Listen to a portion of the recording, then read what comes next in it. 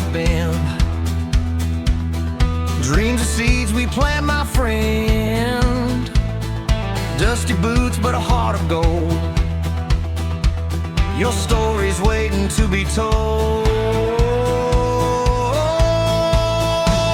Inventive journey, here we go. Through highs and lows, we let it flow.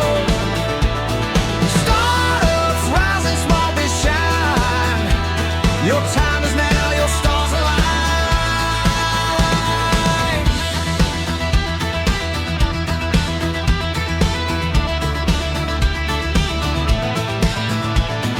Cowbell ring and feel the beat.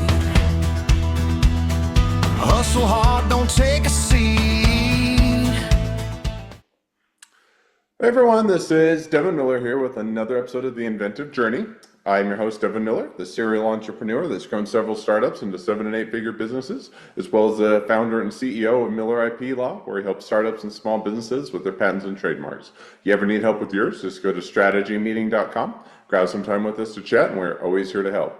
Now, today we've got another great guest on the podcast, Denine Harper. And Denine started her journey going to get an associate's in 3D animation and went off to college in New Jersey and doing graphic arts and designs and with a multimedia background. And then worked for a 3D animation while in college and did some teaching as well. Graduated while the .com was taking off and worked in the world of internet and web agencies for a while. Then the crash happened, got laid off. Worked in advertising for a credit card company, and then went back to work for some agencies, and then switched back to doing brand marketing for a while. Did a little bit of work at T-Mobile before starting her own CMO service and doing fractional CMO services today. So with that much as a quick introduction, welcome on the podcast, Denine. Hi, thank you for having me. Absolutely excited to have you on. So I just gave the 30-second version to a much longer journey. So why don't we rewind and unpack a little bit and tell us a little bit about how your journey got started going off to college studying graphic arts and design. Well, sure. I actually started pretty unconventionally. I married my high school sweetheart, and after I had my first child, I decided to go to college. It was something that I really wanted to do, and that gave me the availability to do that. And that's why I ended up in graphic design and 3D animation. So from there, I was really drawn to that intersection between creativity and, customer strategy and behavior. So I started a freelance business right out of college, worked for a couple of companies. I was teaching, So, trying to so really just. yeah, that jumps over, I'm sure, a longer period of time. So let's maybe unpack that just a little bit. So went to school, I assume graduated, got the degree, and then where did you start out after graduation?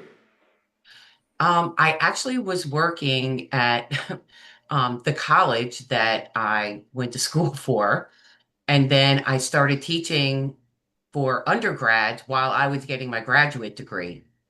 And I also created my own agency with a partner who used to be one of my teachers. So you did So that all those things at the same time? That sounds like all you those keep things you at the keep your same quite time: busy. wife, mother, teacher, entrepreneur, crazy train.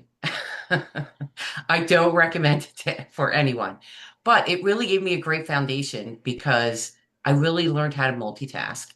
I learned what was really important to me, and I also learned the direction that I really wanted my career to take. No, makes good sense. So now you're doing all of those things, and then you come out of college, and kind of what was the direction, or kind of where were you headed? Or and I think as I mentioned a little bit, that was kind of around the .com boom that was taking off. So I think that's where you kind of started, or took the direction in. Yes, I started working for some dot coms. I freelance work while I was teaching. Um, And then finally, I took a role as a creative director in Manhattan for a digital advertising agency, and they had five five agencies across the country. And I worked for them for about a year and a half, and that's when, that dot com boom happened. So that sent me right back to Philadelphia. But I was pretty proud of myself for getting to a creative director role within 5 years after I graduated college. So now, so you did that. No, so dot-com boom. You'll have to remind me. I was just I was a bit younger at that period of time. Kind of when was it that you were coming into the dot-com boom, or kind of heading in that direction with working with the agencies and doing a lot of that work? It was the early 2000s. So it was Right. really the beginning of internet. That's Hmm. when, all the big dot coms came out. Everyone was trying to leverage it, learn how to get revenue from it. They knew it was transformational to, buying behavior and just people behavior in general. And it really Hmm. fascinated me. Hmm. So now, so how or why? I think that was it would be a fun. It'd be fun to work during the boom. Probably not quite as much of the bust, but So how long were you kind of in the field, and how did as it started to kind of bust and and go down the crash? Kind of walk us through how that kind of played out or how that transpired. Well, I was laid off for over a year and, so that wasn't fun. And then I ended up working for a credit card company. And I got into the credit card company because I knew someone. But all the direct to consumer experience that I had from working in digital really transferred because the credit card company primarily did a lot of direct mail and they were learning digital. They were just learning how to create user funnels and lead generation flows in order to, get people to get their credit card. So, that I brought that experience to the table. But of course, I was there for about 3 years. It was really great experience because it gave me a lot of enterprise experience and really helped me hone my skills. But then, they were bought out. From there, I went to one of the largest digital agencies in the country called Whitman Hart. And a lot of their clients were Fortune 500. And I worked on clients like P&G, Sherwin-Williams, Harley-Davidson, Eaton Corporation, among others. They were the biggies. Um, but at Whitman Hart, I was a senior strategist. And this is where I really honed all of my skills as a go-to-market operator. It was really transformational for me because it aligned all my understanding around brand, direct to consumer, B2B, retail, and channel. So, because I had such a diverse set of clients across, multiple industries, the way they go to market, and who their audience types was, it really just gave me that deep dive and a great position, a great foundation, in how to position, tell stories, launch products, and really influence buying behavior. So while I was at PGT, or not PGT, I'm sorry, while I was at PNG, Procter and Gamble, I worked directly with the fabric care team, and we launched Tide Cold Water, Tide to Go, and the Tide Pen over a couple of years. These products really changed consumer habits, and they kind of innovated from an influencer space. They were doing the influencer thing before it was a thing. Um, and a lot of that was driving word of mouth and asking people to share. Um, what I really learned from P&G was how to really work together across a large amount of teams. They had what they called innovation sessions. So all the different disciplines across multiple agencies would be in these innovation sessions. And this is where I really honed a lot of my skills in deep research, how to understand the consumer, their buying behavior, and bring that to the campaigns that I launched. And then I also worked with Sherwin-Williams. This is probably my favorite project, one of my favorites. Um, Sherwin-Williams was facing some declining market share, and they weren't in big retail box stores yet. They had their own retail model, and they primarily focused on contractors and getting those contractors to come to the store. So, in order to really reshape the business and how they went to market, I had to do a lot of research on their target audience and how they go to market and how we could expand that, and then how we could bring new tools. So we knew we wanted to reach consumers, Mm. especially the DIYers, because we wanted them to come to the stores and buy all the products. So with that, we developed an online color tool. It was actually the first of its kind, and you guys have probably heard of it. It's called the Color Visualizer. Now it's called the Color Snap tool on SherwinWilliams.com. So this is where you can go online and select a color and load up a picture of your room and actually try out different colors.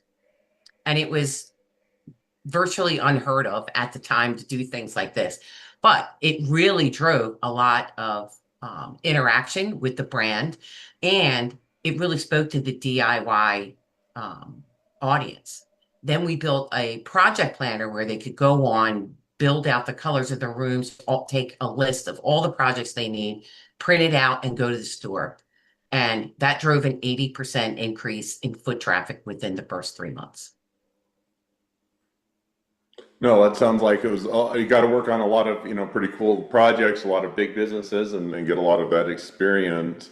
Now, as you're going through that, I think that, you did the branding, or you did the branding and marketing, and you got that experience. You also, I think, had a stint that you did worked for T-Mobile, or I think it was Metro before that, before kind of shifting or iterating or pivoting to what you're doing now. So maybe kind of walk us through after you were working on these big accounts, where did or how did that connect to the present day of your journey, or how did that play out? Well, brand really played every part of my career journey, but where it was really highlighted first at Whitman Hart when I worked with Harley Davidson and Eaton Corporation. Harley wasn't a rebrand, but it was an extension of the brand. So Harley needed to find new audiences because they were losing share as well. So we helped them go to market to a new woman-based audience, which they never had before. It was point of view for the company and actually like a turning point for them because they had an aging buyer, and they Mm, needed to find new buyers. From that they also developed their first motorcycle that was designed specifically for women, and those motorcycle lines are still being sold today. So it was my first real understanding of the power of a brand with Harley because they had such a fan base. Like the buyers of their motorcycles weren't just customers, they were absolute fans. And if anyone has gone to Sturgis, you know that because Harley is the de facto brand while you're there.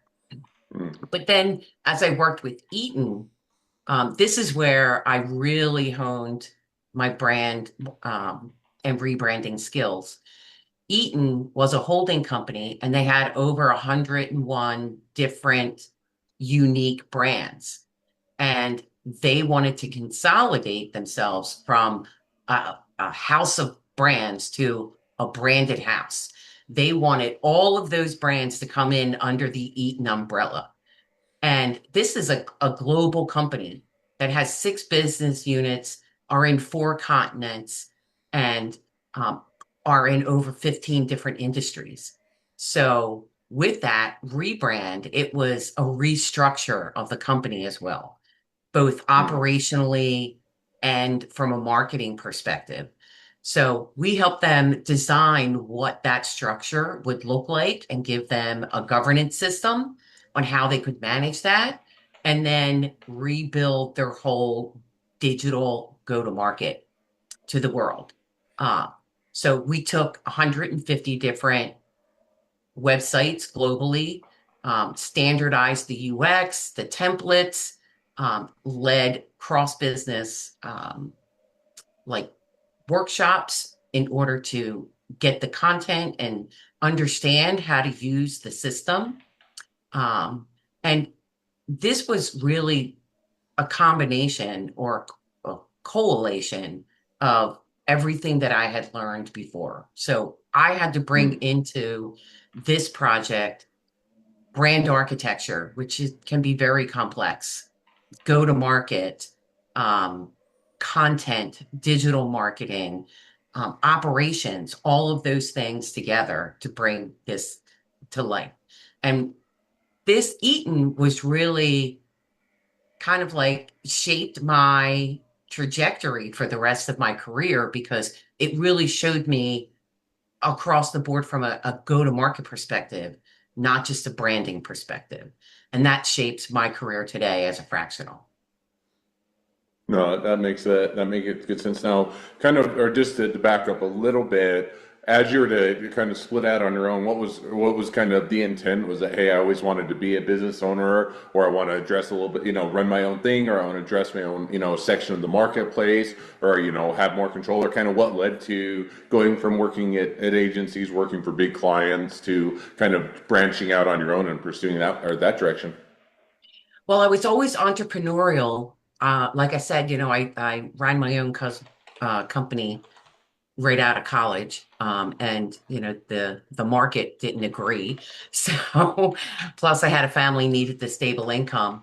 Um, but I think what really drove me to go and be an entrepreneur is, I just have a lot to give. And I really saw an opportunity in the building material space. All this experience that I've had through agencies, working for T-Mobile for 8 years in a go-to-market and marketing capacity, as well as working at PGT Innovations, which is in the building product space. Um, I just really love the space. I love HGTV. I love all the products in the home. And it's an industry that can use a lot of marketing help. So, Hmm. it's a very traditional space. And they traditionally haven't marketed to, consumers. And they are very complex when it comes to their channel and their distribution. So it appeals to my problem-solving side. It appeals for my love of the home. And it appeals for, all my experience through B2B, B2C, brand, channel, and go to market. It's kind of like the culmination of everything that I've done so far. No, that makes perfect sense, and sounds like it was a good move for you and provided some great opportunities. So, kind of with that, now as we catch up present day, you're doing your own thing, doing fractional CMO services and offering that in the marketplace. If you're to now kind of look out over the next kind of 6 to 12 months as to where things are at and where things are headed, kind of what does that next 6 to 12 months look like for you? Business is picking up really nicely. It was a little tough in the beginning because of, the housing market was not so great at the beginning of this year in 2025. And, the building industry is really dependent on that. Um, but, it's like anything else when you start your own business, and I'm sure starting the podcast, it takes a while to build that momentum. But I have some Fortune 500 clients that I'm working with. And I also have a lot of mid-size and startup companies. I really focus on the mid-size company because I think that is the biggest opportunity where I could add value, and bring, my experience to bear. So I focus on that 50 to $100 million mark, primarily manufacturers, because that they're the ones that usually have the bigger problems, and they're the ones that I like to solve. No, that makes sense and sounds like it'll be a fun. I agree with you. It is kind of one where it takes a lot of momentum to get things moving and kind of build that inertia, and then as it continues to as you gain that momentum, then you kind of continue to have it build on itself. So it sounds like a good trajectory for you guys to be headed in. So kind of now with that, now as we've reached our present day and even looking a little bit as to where things are headed, always a great time to transition to the couple questions I always like to ask towards the end of each episode. So we'll jump to those now. So the first question I'd like to ask is, along your journey, what was the worst business decision you ever made? What'd you learn from it? Well, I think I stayed longer at a startup than I should have. I made some initial gains. The startup was growing, it was doing well. Um, I thought I could stay and really grow with the company. But it was pretty obvious from the beginning that the leadership was not aligned. And no matter, how hard I tried, I wasn't as mature as a go-to-market influencer as I am today. Um, and I thought I could just stay and try to fix it. Um, but sometimes you have personalities that don't necessarily work well together, and they don't understand each other, and they have competing interests. So I think I probably should have left there a lot sooner than I did. Gotcha. No, and that is always a bit hard. Sometimes you're in it and you say, I'll stay a little bit longer, or, you talk yourself into it, or, or you're scared of making the next leap or doing something else. And so sometimes you stay a bit longer than what makes sense. And you look back and you wish you'd done or taken a little bit of an earlier, a different path. So definitely an easy mistake to make, but a great one to learn from. Second question now that I'd like to ask is, now if you're talking to somebody that's just getting into a startup or a small business, what would be the one rule of thumb that you'd recommend? Stick with it and have faith in yourself. It takes a lot longer than you think it's going to. And you're going to struggle with things like imposter syndrome. Can I do this? Financially, can I do this? Where's my next project going to come from? How do I get this next tool? All of those kinds of things. But I really believe in the power of positivity and controlling your own destiny. And when you set a goal for yourself and you really focus everything that you have on achieving that goal and believing that you can do it, you can absolutely do it. And it does get easier over time. Awesome. Well, definitely a great rule of thumb and a great takeaway. Well, now as we do wrap up towards the end of the episode, if people want to reach out to you, they want to be a customer, they want to be a client, they want to be an employee, they want to be an investor, they want to be your next best friend, any or all of the above, what's the best way to reach out to you, contact you, find out more? Well, they can always reach me on LinkedIn, and you can go to linkedin.com. You have to do the /in/ and then my name, Denine Harper, or you can go to my website at www.dhxconsulting.com. Awesome. Well, I definitely encourage people to reach out, make a new connection, expand their network, and if nothing else, make a new best friend. So with that, thank you again, Denine, for coming on the podcast. It's been fun. It's been a pleasure. Now, for all of you other listeners who are out there, if you have your own journey to share and you'd like to be a guest on the podcast, we'd love to have you. Just go to inventiveunicorn.com, apply to be on the show. A couple more things as listeners, make sure to click share, subscribe, leave us a review. Helps us to reach even more startups and small businesses to help them along their journey to success. Along that note, if along your journey you ever need help with patents or trademarks or anything else with your startup, your small business, just go to strategymeeting.com, grab some time with us to chat, and we're always here to help. Well, thank you again, Denine, for coming on the podcast, and wish the next leg of your journey even better than the last. Thanks, Devin.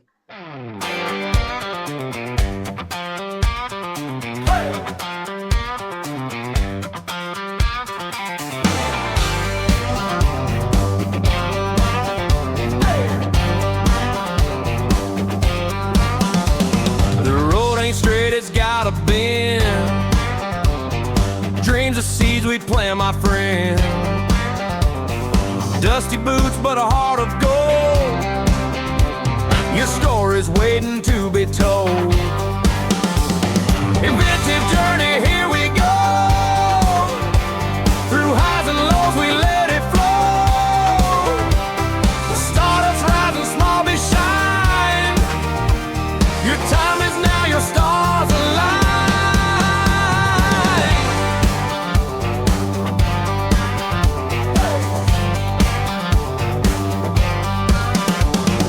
Cowbell ring and feel the beat. Hustle hard, don't take a seat. Every step you're blazing trail. Inventive journey never fails. Inventive journey.